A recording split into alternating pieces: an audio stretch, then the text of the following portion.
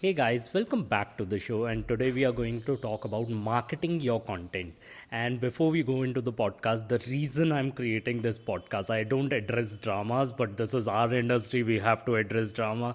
So I am loving this drama. On the same time, I'm hating Google for creating this drama.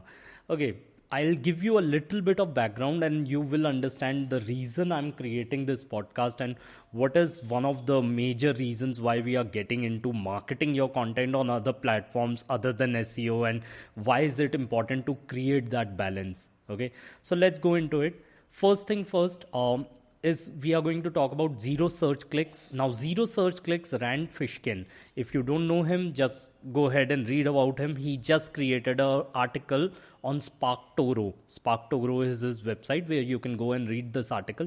It's about zero click searches, and he have given a data from SimilarWeb where he have mentioned this article that every year on year Google is increasing zero click searches. Now, what do he mean by zero click searches?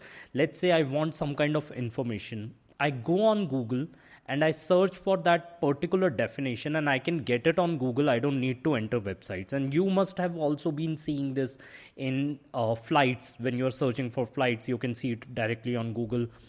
When you're searching for hotels, you can see it directly on Google. People also ask is a big section where you can read all the information from upside. You don't have to even enter the article. And based on that, there is new passage indexing is coming on. So passage indexing, basically where they'll take a chunk of my information from my website anywhere in between and show it on Google without my permission, even if I have not done the schema right. Okay, they'll show that information directly so that the person do not have to enter my website. And in this full drama, there are point of Google have written an article about it. A lot of SEOs are going against it. A lot of SEOs are in for Google. I just want to say I totally agree with Rand Fishkin's point. There are, because I work on websites where informational blog, like by the end of informational blog, we go for CTA or click to search and all. So when we go for such a kind of articles and when we go for such kind of things, basically we have to go for click to action. Let's say I'm giving a huge piece of information. I went on WebMD, I went on research papers to know that information, that complicated information we converted. It takes a lot of time. Okay, so that's like a really complicated piece of information which we converted into a small piece of information which any graduate, undergraduate, 12th standard student can understand and use it for their journey. Okay, and by the end of that information, either we are collecting their email IDs, leads, or telling them to buy our product which is related to that. That's how informational blogs work. Okay, and once we have done that, once we have collected that information, we want them to come and collect, like give that CTA to us and click to action. But we are not able to do that CTA. That's because Google is right there providing that search information directly on their search engine so that they don't have to visit our website. And to be very honest, if Google wants to create their own answer engine, then they have to collect their own answers. You don't want them to like go ahead and use your website answers or use your website research to give it to their search people and people who are searching on Google. Because the reason we do SEO is to get our click to action in return. That's why we work really hard to provide that information. I hope that makes sense. So today we are going to talk about, first, why is it important? So one of the biggest saying is, I think it's by Joe Pulizzi, love his podcast. He says that the only thing that you own is the email IDs of your potential customers. Everything else, every community you build, everything else you do is on a rented platform. Now that's very, very interesting in this case. Everything else you are doing is on rented platform. Even if your whole business is around Google and Google search and SEO, every year, no, even the people who are ranking on the top on one particular keyword, every year they see that they keep getting less and less clicks. That's because of this zero search clicks. People are getting their information right there on Google.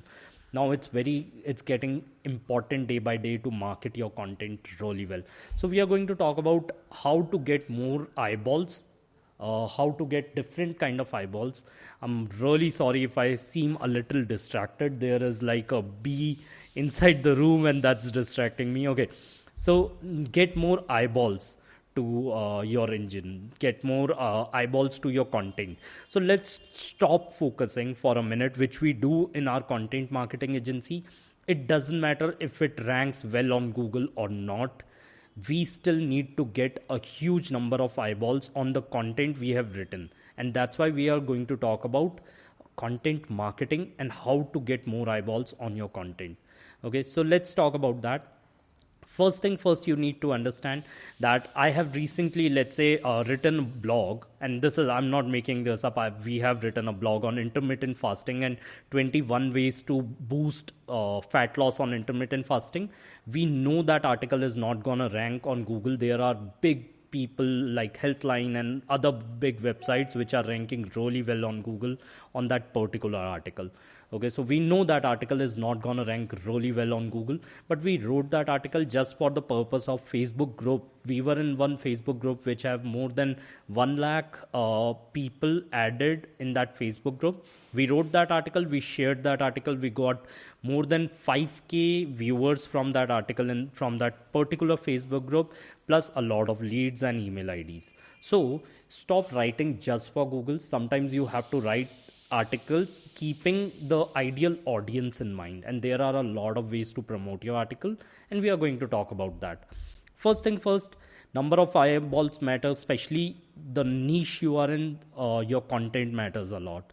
You should always make informational blog or transactional blogs and share it on different kind of websites. One of the quotes that changed my life on how I write blogs is that write an article that readers want to bookmark.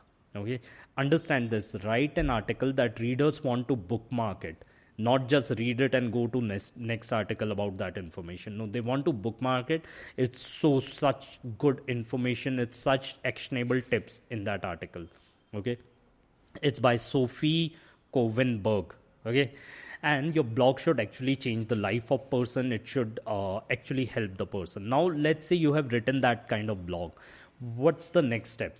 Next step is stop worrying about stop worrying about SEO and start worrying about social signals. I know people say that social signals do not matter when it comes to SEO. Forget about that. I don't care if it matters or not. Our articles rank very well on social. If they are doing well on social, it does well on SEO as well.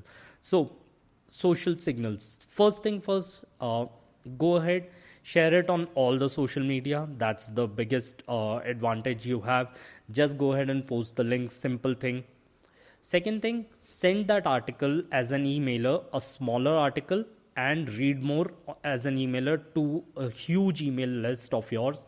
If you don't have a huge email list, then start collecting right now. It's very important. I have lived my life ignoring email marketing, which was very bad. I have seen e-commerce websites literally their SEO ranking dropping, but they still get a huge number of sales just from their email list, and that's like the biggest benefit. So start with your email list. Another thing is FB page. People don't understand the value of it, but make your FB page, collect a lot of likes on FB page, start a FB group, join different kind of Facebook groups in your niche, and start sharing content over there, start sharing articles over there. Your goal should be that, let's say I created this article, there should be at least 70 to 80 clicks on this article, should be 70 to 80 clicks just from Facebook alone.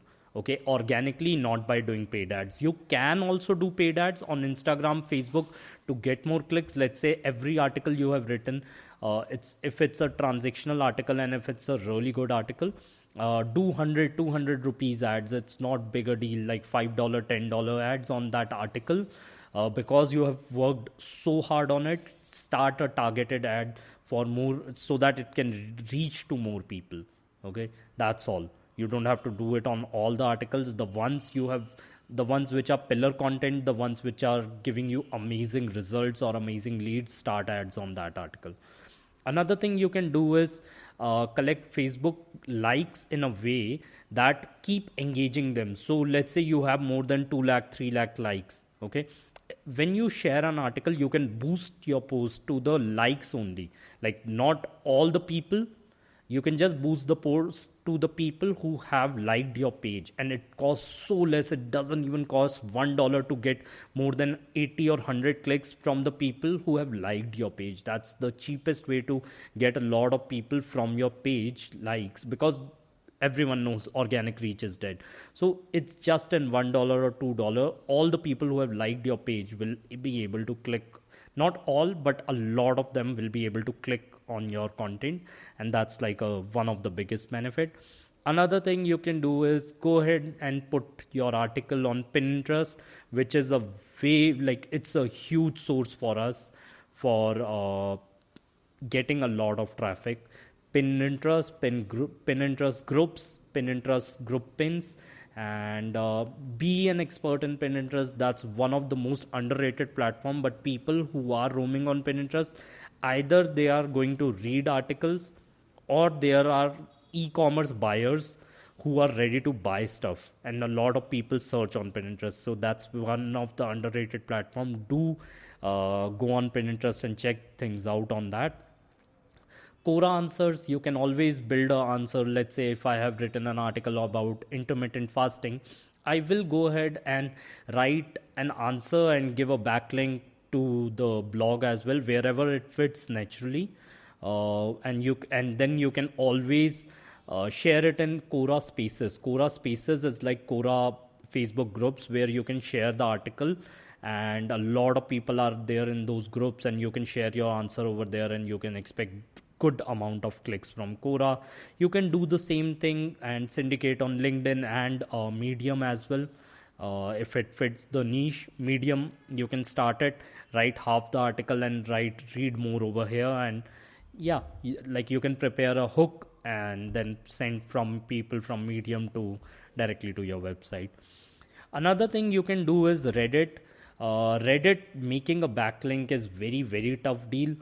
But what you can do is once you have written the article, you can always create that kind of brand searches. So what do I mean by brand searches? Let's say the brand name is SEOsing.in or SEO Singh. I want people to go ahead and search for SEO Singh instead of putting a link. Let's say I say that 5 best podcasts or 3 best podcasts for SEO is, one is SEO Singh, second is Marketing School, third is Marketing Speak, or anything like that. If I have given 3 or 4 names, I've just put my name in between, and they won't know that I'm the person who's running SEO Singh. They just see that this podcast, particularly podcast, is mentioned with the best podcast, and they will increase the search for SEO Singh. So I hope that's making sense. Yeah, so that increases brand searches. So when you make direct link, people know that this person is on Reddit to create a spam. Don't do that. Another thing is guest blogging. Now, guest blogging, Mary Haynes, she does this podcast called Search News You Can Use. A day before yesterday, she created this whole thing around the 0-click searches and all. One thing during the podcast she said, and this hit me very differently, that whenever you are going for a backlink, think about this: how much of referral traffic this backlink is gonna give on my website. Okay, so whenever you are going for a guest blog or guest blog opportunity, if it's just getting a backlink from a high DA website, you don't want to do that. You have to think about how many clicks this particular website is gonna give as a referral traffic to my website or to my blog, the blog you want to rank. Forget about everything. That's the most strongest backlink ever. No matter if it's do follow or no follow. If you're getting huge number of people from another website to your website, that is what Google recommendation is. That's what backlink means, that this website is recommending people or readers of that website to go and check this source of information. That's what backlink always meant. It was never you can get this from another website where there is no reader but they have domain or authority, and you will get this many searches and this many domain authority or page authority and all. Just forget about everything in SEO. When you go for guest posts, see their traffic and see how much of that traffic will come on your website. That should be your major concern with backlink, and that's the strongest way to create backlink. So yeah, I hope this helps. I hope you choose a side as an SEO and do not depend on one thing. Balance is the key. I talk about digital marketing. Digital marketing, you can earn a lot with traditional marketing as well. There should be a balance in everything. It's not about just doing SEO or just doing social media and all. Hire people who are better than you at this point. I'm not great at Facebook ads, but when it comes to clients, I have hired someone in my team who can do Facebook ads for my clients because they are great with it. I'm not that great with it. I'm good with organic. So that's what the point is. You have to do everything, whether it's social, whether it's affiliate marketing, whether it's paid ads, whether it's offline marketing. Like magazines still work. I read this study about a person who spent $600 in a magazine and got a return sales of $64,000, and he wrote that people complicate marketing a lot. It's just about finding where your target audience are going to hang out, and every month on month he kept giving different kind of articles on that magazine in just $600, and used to get, and those magazines goes to all the house owners, and his service was about removing snow from those houses and all. So it was just a simple deal, and that's what he said. People complicate marketing a lot. Don't complicate marketing. Branding is complicated. Marketing is just about reaching out to people who are hanging out, like your ideal audience, wherever they are hanging out. So it's about creating that balance between your whole marketing strategy. I hope this podcast is helping everyone. And if it is, then please go ahead and click on that subscribe button. If you're watching this as a video on YouTube, please go ahead and click and subscribe, share it further, leave a comment if you have any kind of queries. And yeah, let me know if you have any queries, and I will see you guys tomorrow or day after. Bye.